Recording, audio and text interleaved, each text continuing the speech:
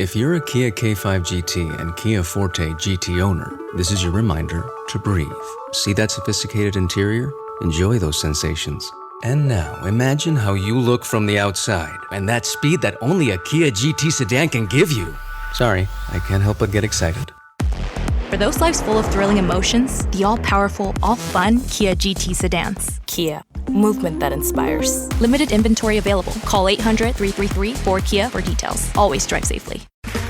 Okay, round two. Name something that's not boring. A laundry? Ooh, a book club. Computer solitaire, huh? Ah, sorry, we were looking for Chumba Casino.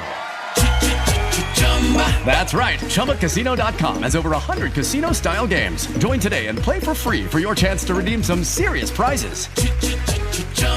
ChumbaCasino.com. No purchase necessary. Void where prohibited by law. 18 plus. Terms and conditions apply. See website for details. From Hollywood, it's time now for Johnny Dollar. Brad Taylor, Johnny, Mid-States Industrial.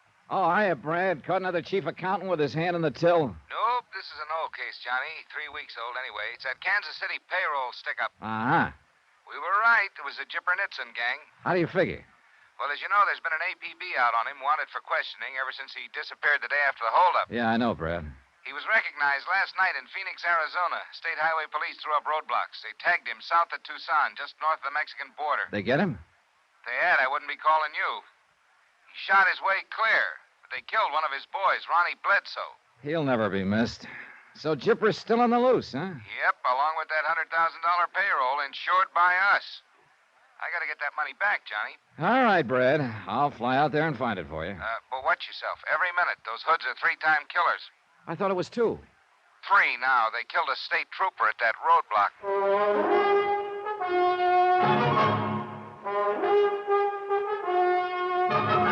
Tonight and every weekday night, Bob Bailey in the transcribed adventures of the man with the action-packed expense account, America's fabulous freelance insurance investigator. Yours truly, Johnny Dollar.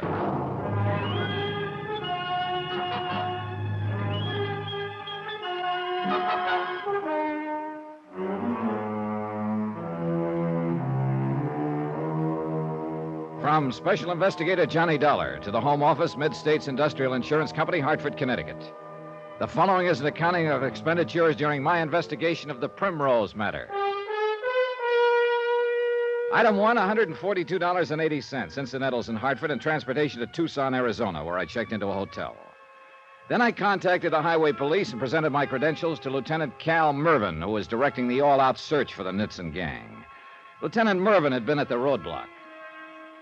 They call us flat-footed, Dollar. That's how they happen to get away with it. How do you mean, Lieutenant? We flashed the red light on them, and they slowed down and rolled up to us like they were going to stop. The car was a different make from the one they'd supposedly been seen in.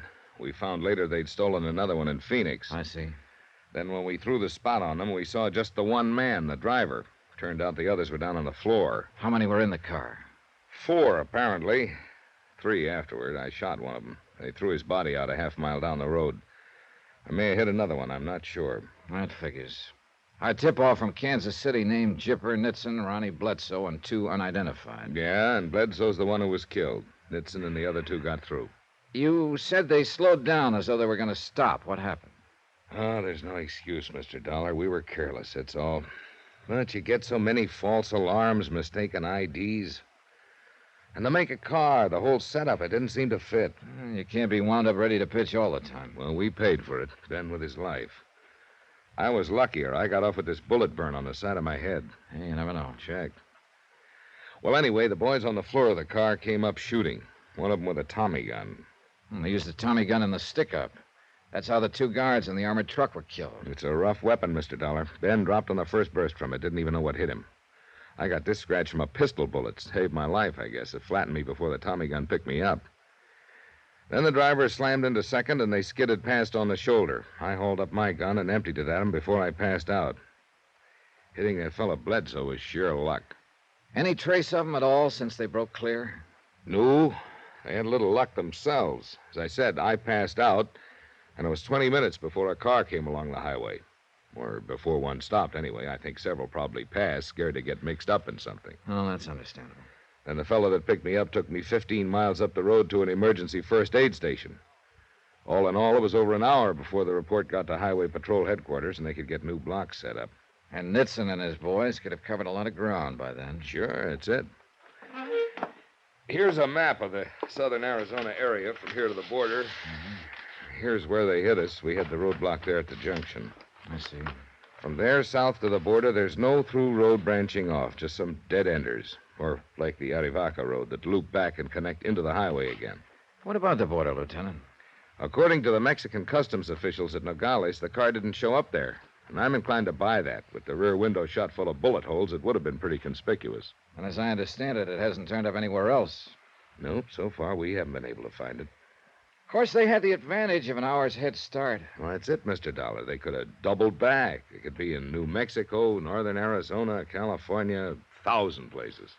On the other hand, though, they couldn't have known they'd have that hour's start. What do you mean? Well, they couldn't have known they'd killed your partner and left you unconscious. You were still shooting at them when they gunned away from that roadblock. All they could reasonably suppose was that you'd be reporting in by radio 2 minutes later. What are you getting at, Mr. Dollar? Well, if that's what they did suppose, then they wouldn't try any doubling back. And yet they didn't reach the border down here at Nogales. But there's no through road that connects into that 20-mile stretch of highway. All right, so maybe they're still bottled up right in that section. I don't see how. We've been over it half a dozen times. In cars, horseback, helicopter. We're still checking it. I'm just about ready to cross it off. Well, logic says that's the most probable place they'd be. Can logic find them, Mr. Dollar? It might, combined with a whole lot of luck. You got something in mind? I don't know. I was wondering if a civilian, so to speak, might have a better chance of stumbling onto them. They'd be on the lookout for the official search parties. You being the civilian. That's what I sort of had in mind. They're pretty rough lads. Hey, tell me something. Do you get a lot of rock hounds around here, amateur geologists, uranium hunters? If you're not careful, they jump out from behind the cactus and stake a claim on your watch dial. Easterners, some of them, I suppose. Tenderfeet, I guess you'd call them. Not some of them, most of them. Then one more wouldn't exactly create a sensation. No, he wouldn't even be noticed. Is that the angle you're thinking of? Unless you know a better one. No, it's not bad. Well, do you know where I can get fixed up with an outfit? Go to Dave Bright's Sporting Goods on South Stone Avenue. He'll give you that dude look about as cheap as anybody. Just tell him I sent you. All right.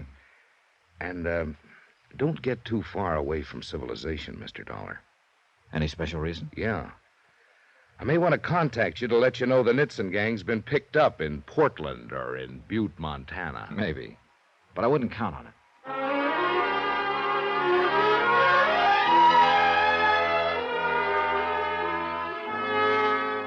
Expense account item 2, $446.35 for a deluxe rockhound rig, complete from buckskin field boots to sleeping bag, snakebite serum, and a Geiger counter, and including 5 days' rental on a four-wheel drive Jeep.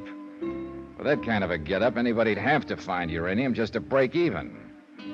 But at least I figured I was equipped for any possible eventuality, so I headed into the wilds. And the first spot I decided to prospect was around 20 miles north of the border, 50 yards back off the highway. It was known to the local inhabitants as Jake's Bar and Grill. The bar was a warped plank counter with rickety wooden stools. The grill seemed to consist of a rack of stale sandwiches wrapped in wax paper. But it looked as though Jake himself might be pay dirt. Howdy, stranger. What do you say? Save your money and buy beer.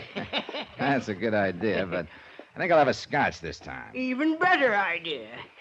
Have something yourself? You paying for it? Yeah, I might at that. Well, then I'll just have me a little of this foreign hooch. Yes, sir. Yes, sir. Well, here's biting a rattlesnake. Check. Scotch. Well, you figuring to find yourself some of that there uranium, are you? Yeah, might. How'd you guess? Them duds you're wearing come from Dave Bright's place. Sunday mining clothes, we call them. No offense. Oh, I'm hard to offend. The name's Johnny Dollar, Mr. Jake Meager. Jake's enough, though. Everybody knows him for that. Been around here a long time. Oh, then you know this country pretty well, I imagine. Well, enough to tell you that if you find a fresh, square foot, one where somebody ain't already been looking, then you're doing better than most tenderfeet. No offense there. It's just a way of talking.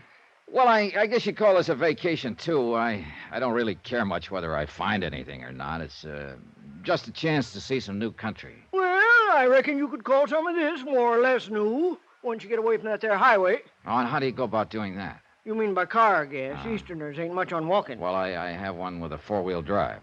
It'll get you a mile or two further, but that's about all. Only way to do it's on foot. You're probably right. But I'd start by car, at least. Which side road would I take if I wanted to get lost? Around here, you mean? Yeah. Anywhere along the highway between the junction and the border. Well, as a matter of fact, you wouldn't have much choice. There's 6, 7 passable roads, but they don't lead no place except to ranches. Don't even get up in the foothills. You ain't getting a mite dry again, are you? Oh, sure. Funnel both up again. Well, much obliged to you, Mr. Dollar. How much? Yeah. Well, there'll always be an England, like the fellow says. Check.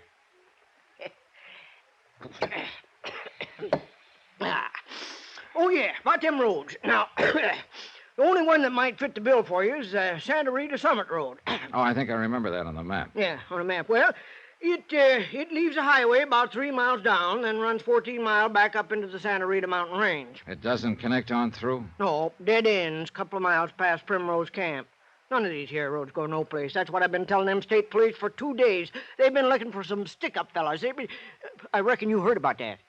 Oh, yeah, I did. Why, them fellas would be out of their minds to take one of them there side roads. Ain't no place they could go to on them. Oh, it sounds logical, all right. You ask me, them fellas jumped the border somehow. That's how come they was down here in this part of the country to begin with. Oh, you're probably right, Jake. Anyhow, you think this Summit Road might get me off the beaten path, huh? Well, it's your best bet around here. It climbs up into the pines. It hits 6,000 feet at Primrose Camp. It's in good shape, too. Used to haul ore out over it a few years back. There are mines up in there? No. They're all worked out now. Oh, a few little high graders scratching for pennies. But the big stuff's gone, for the time being at least. Some folks figure it'll come back, but I ain't one of them. Well, what is this Primrose Camp? Pop Bardell's place, named after the old Primrose mine. Yeah, but what is it? Well, mixture of things. Why, Pop's probably been making more money there than he would if the mines did come back. He's got a filling station and half a dozen flimsy tourist cabins, lunch counter that his missus runs, little grocery store and souvenir shop his daughter Jenny takes care of. Oh, got a lot of things making income for him. What about customers with a place 14 miles up a dead-end road? Well, he gets a few. Enough. Picnickers and tourists in the summertime, hunters in winter, and fellows like you all year round come looking for this uranium stuff. He ain't got much expense, neither. It's all in the family, you see. And now he's got a new hand to help, starting today. That's so? Yeah. He come down this afternoon and get the mail. You see, the bus stops and drops it off here with me, and Pop comes down every day and picks it up. I figure he likes a chance to get out of the sight of the missus for an hour. Sent this boy today. This new hand he's taken on. Well, not exactly a hand. He's Pop's nephew, so he said. Comes out of Tulsa yesterday. Oh, I see. Funny thing, though. He sure didn't have any Oklahoma accent. Jake, how old a boy is he? Well, hard to say. Between 25 and 30, maybe. A real close-mouthed sort of fella. Couldn't hardly get a word out of him. Uh-huh. Nothing told like Pop. Why, that old fella talk a leg off you if you go up there. Before you can open your mouth, he'll sell you a tank of gas, 2 quarts of oil you don't need, some genuine phony ore samples, and rent you a couple of them cabins of his. Well, thanks for the warning, Jake. I'll be ready for it. Well, good luck, Mr. Dollar. Whatever it is you're hunting. What do you mean? Seen a lot of tenderfeet come hunting uranium, but you're the first one that wore a shoulder holster with a gun in it. No offense, you understand.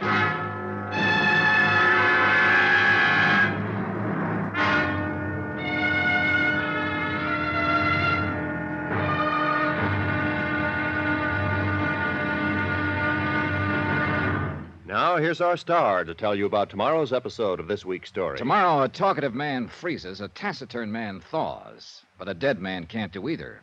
All he can do is be dead. Join us, won't you? Yours truly, Johnny Dollar. Yours truly, Johnny Dollar, starring Bob Bailey, is transcribed in Hollywood. Written by Les Crutchfield, it is produced and directed by Jack Johnstone. Be sure to join us tomorrow night, same time and station, for the next exciting episode of Yours truly, Johnny Dollar. Roy Rowan speaking.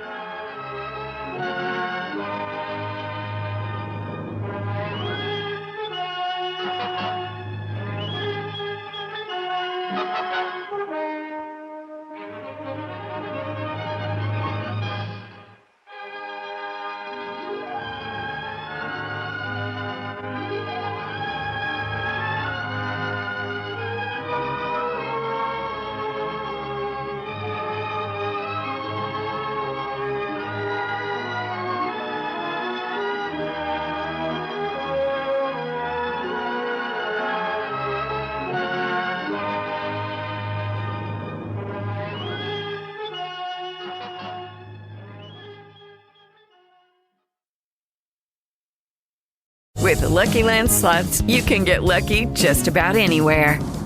This is your captain speaking. We've got clear runway and the weather's fine, but we're just going to circle up here a while and get lucky. No, nothing like that. It's just these cash prizes add up quick. So I suggest you sit back, keep your tray table upright, and start getting lucky. Play for free at LuckyLandSlots.com. Are you feeling lucky? No purchase necessary. Void where prohibited by law. 18+ terms and conditions apply. See website for details. When Cynthia came to TurboTax, she had just launched her new side gig, a true crime podcast. I'm a first-rate detective with a golden voice. As her TurboTax expert, I made her second income count by guaranteeing 100% accurate filing and her maximum refund. What did she do with that refund? Find out next week. Switch to Intuit TurboTax and make your moves count. See guarantee details at TurboTax.com/guarantees. Experts only available with TurboTax Live.